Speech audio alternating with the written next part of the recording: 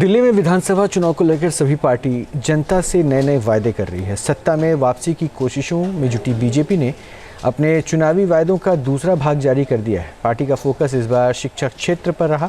अनुराग ठाकुर ने कहा कि सत्ता में आने पर हमारी सरकार केजी से लेकर पीजी तक सरकारी संस्थाओं में मुफ्त शिक्षा देगी। वहीं अरविंद केजरीवाल ने बीजेपी के वायदों को झूठा बताया। केजरीवाल बीजेपी पर जनता को भटकाने का आरोप लगा रहे हैं।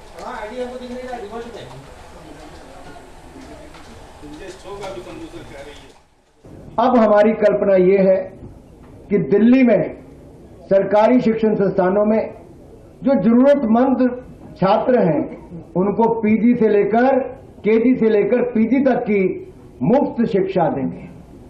केजी से पीजी तक मुफ्त शिक्षा मिलेगी दिल्ली के जरूरतमंद छात्रों को सरकारी शैक्षिक संस्थानों में। जी हां, आपने ठीक सुना, केजी से पीजी तक मुफ्त शिक्षा प्रदान करेंगे जरूरतमंद छात्रों को सरकारी शैक्षिक संस्थानों में। इनका ये संकल्प पत्र है। इस संकल्प पत्र में ये लिख रहे हैं कि दिल्ली के स्कूलों में मिलने वाली फ्री शिक्षा को बंद कर दिया जाएगा।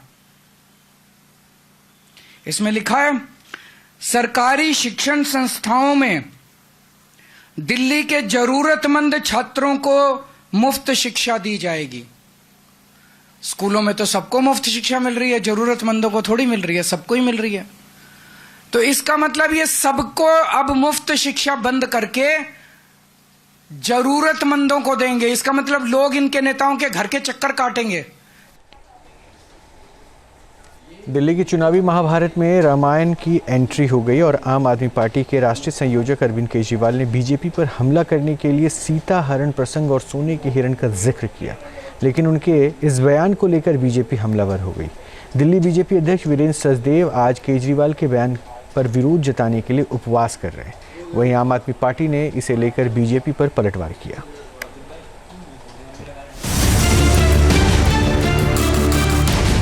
दिल्ली के विश्वास नगर में आम आदमी पार्टी की बड़ी जनसभा हो रही थी। आम आदमी पार्टी के राष्ट्रीय संयोजक भाषण दे रहे थे। केजरीवाल ने इस दौरान बीजेपी पर तीखा हमला बोला।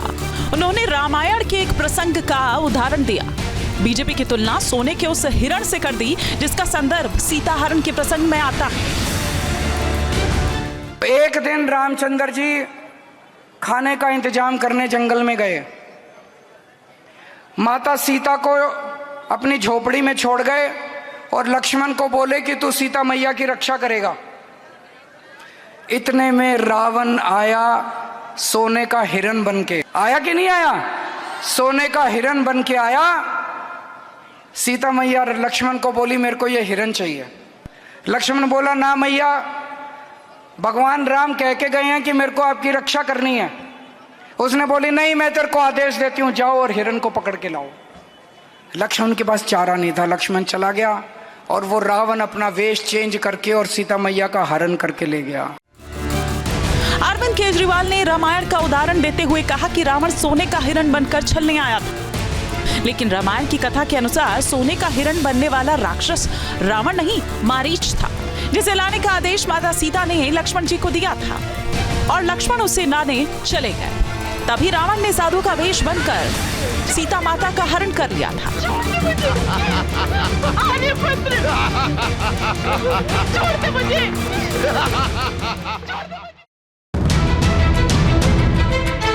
अरविंद केजरीवाल से रामायण के प्रसंग का वर्णन करते वक्त जो भूल हुई उसे बीजेपी ने लपक लिया। दिल्ली बीजेपी प्रदेश अध्यक्ष वीरेंद्र सचदेव ने सोने के हिरण को कथित शीश महल से जोड़ दिया। वीरेंद्र सचदेव ने यह भी कहा कि वो केजरीवाल की गलती के लिए प्रायश्चित के तौर पर उपवास करेंगे। जिस तरह से गलत व्याख्या की गई है और रावण को सोने का हिरण बताकर उस सोने के मुंह से जो शीश महल में सोना लगा है, अरविंद केजरीवाल आज तक बाहर नहीं आ रहे हैं। उनकी नानी उनको सुनाती थी कि राम मंदिर नहीं बनना चाहिए, लेकिन ऐसी कौन सी रामायण इन्होंने सुनी है जिसमें उन्होंने श्री रामायण की भी गलत व्याख्या की है। ये हमारे सनातन का अपमान है, हमारी आस्थाओं का अपमान है। अब वो तो अधर्मी है, वो तो क्षमा मांगेंगे नहीं, लेकिन प्रभु श्री राम से, प्रभु श्री हनुमान से हमने हाथ जोड़कर क्षमा मांगी है कि ऐसे अधर्मियों को कम से कम माफ करें। लेकिन उनके इस अधर्म के लिए आज मंगलवार का दिन है, हम पूरा दिन उपवास करेंगे। दे दिया इन्होंने, बहुत अच्छा जवाब दिया। कल मेरे से मैंने ये कह दिया कि जो सोने का हिरन था वो रावण सोने का हिरन बन के आया था और सीता मैया उस सोने के हिरन के ऊपर वो हो गया। तो उन्होंने ये कह रहे हैं कि रावण नहीं बन के आया था, मरीची राक्षस बन के आया था। तो मेरी वो पूरी भारतीय जनता पार्टी आज धरने पे बैठी है मेरे घर के सामने कि मैंने रावण का अपमान क्यों किया, मैंने रावण का अपमान कैसे कर दिया। पूरी भारतीय जनता पार्टी, इनको रावण से इतना प्यार है, राक्षसी प्रवृत्ति है इन लोगों की। मैं दिल्ली के झुग्गी वालों को और गरीब तबके को खासकर चेताना चाहता हूं कि अगर ये आ गए तो ये राक्षसों की तरह निगल जाएंगे आप लोगों को। इसके बाद आम आदमी पार्टी के तमाम नेता अरविंद केजरीवाल के बचाव में मैदान में उतरे। मनीष सिसोदिया ने ट्वीट किया तो संजय सिंह ने बीजेपी पर जोरदार हमला बोला। बीजेपी भी जवाब देने में पीछे नहीं रही। देखिए, बीजेपी का एक ही नारा, रावण है आदर्श हमारा। तो उनके आदर्श रावण है। मैं बहुत हैरान हूं कि पूरी की पूरी भारतीय जनता पार्टी उपवास कर रही है, अनशन कर रही है। किस बात पे? कह रहे रावण का अपमान कर दिया, रावण का अपमान कर दिया। अजीब हाल है, अजीब हाल है। इसका मतलब साबित हो गया कि भारतीय जनता पार्टी रावण को अपना वंशज मानती है। इसलिए मैं दिल्ली के लोगों से कहना चाहता हूं, इनसे सावधान रहना। ये तो रावण के अपमान पे मैदान में आ गए। कुछ लोग चुनावी हिंदू होते हैं, एक्सीडेंटल हिंदू होने का काम भी करते हैं और शायद उनको ये भी नहीं पता कि सोने का हिरण बनके रावण नहीं राक्षस मारीच आए। जैसे जैसे दिल्ली में चुनाव की तारीख नजदीक आती जा रही है, चुनावी तापमान बढ़ता जा रहा है। आने वाले वक्त में रामायण की कहानी को लेकर राजनीतिक लड़ाई में कई और चैप्टर्स देखने को मिल सकते हैं। Team news nation. दिल्ली में विधानसभा चुनाव को लेकर सभी पार्टी जनता से नए नए वायदे कर रही है। सत्ता में वापसी की कोशिशों में जुटी बीजेपी ने अपने चुनावी वायदों का दूसरा भाग जारी कर दिया है। पार्टी का फोकस इस बार शिक्षा क्षेत्र पर रहा। अनुराग ठाकुर ने कहा कि सत्ता में आने पर हमारी सरकार केजी से लेकर पीजी तक सरकारी संस्थाओं में मुफ्त शिक्षा देगी। वहीं अरविंद केजरीवाल ने बीजेपी के वायदों को झूठा बताया। केजरीवाल बीजेपी पर जनता को भटकाने का आरोप लगा रहे हैं।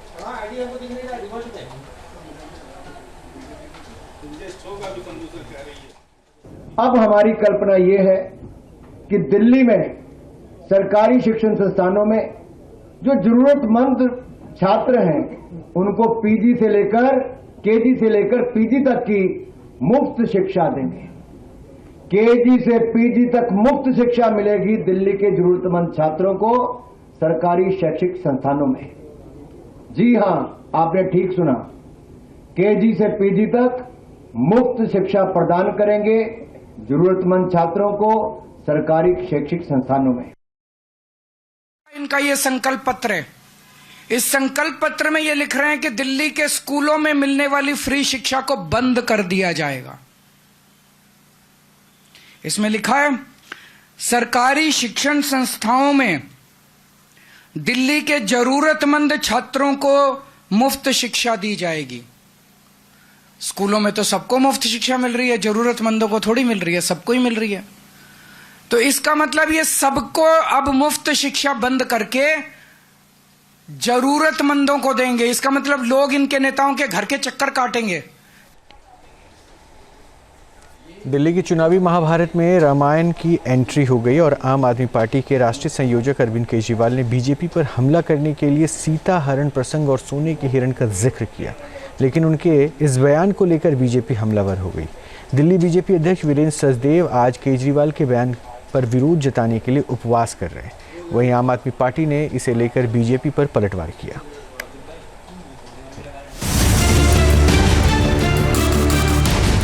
दिल्ली के विश्वास नगर में आम आदमी पार्टी की बड़ी जनसभा हो रही थी। आम आदमी पार्टी के राष्ट्रीय संयोजक भाषण दे रहे थे। केजरीवाल ने इस दौरान बीजेपी पर तीखा हमला बोला। उन्होंने रामायण के एक प्रसंग का उदाहरण दिया। बीजेपी की तुलना सोने के उस हिरण से कर दी जिसका संदर्भ सीता हरण के प्रसंग में आता है।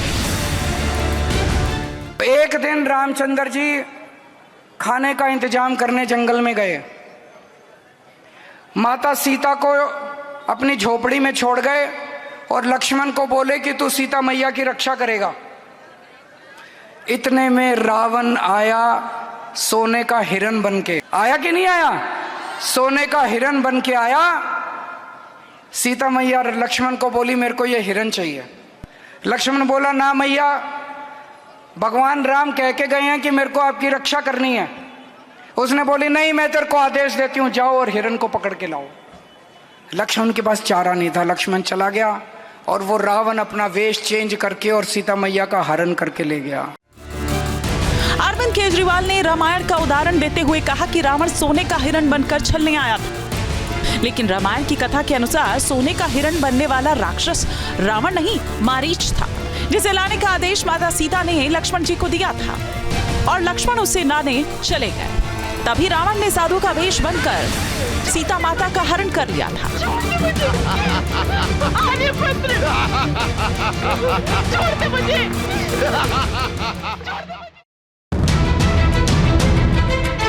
अरविंद केजरीवाल से रामायण के प्रसंग का वर्णन करते वक्त जो भूल हुई उसे बीजेपी ने लपक लिया। दिल्ली बीजेपी प्रदेश अध्यक्ष वीरेंद्र सचदेव ने सोने के हिरण को कथित शीश महल से जोड़ दिया। वीरेंद्र सचदेव ने यह भी कहा कि वो केजरीवाल की गलती के लिए प्रायश्चित के तौर पर उपवास करेंगे। जिस तरह से गलत व्याख्या की गई है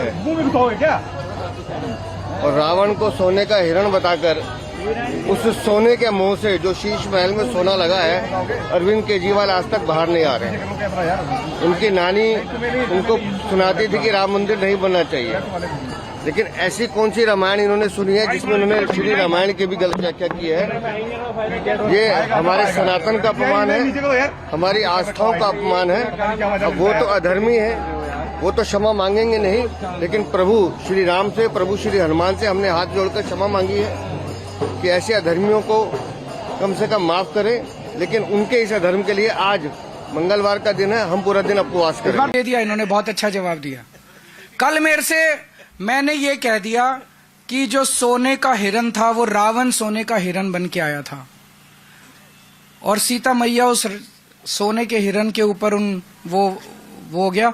तो उन्होंने ये कह रहे हैं कि रावण नहीं बन के आया था, मरीची राक्षस बन के आया था। तो मेरी वो पूरी भारतीय जनता पार्टी आज धरने पे बैठी है मेरे घर के सामने कि मैंने रावण का अपमान क्यों किया, मैंने रावण का अपमान कैसे कर दिया। पूरी भारतीय जनता पार्टी, इनको रावण से इतना प्यार है, राक्षसी प्रवृत्ति है इन लोगों की।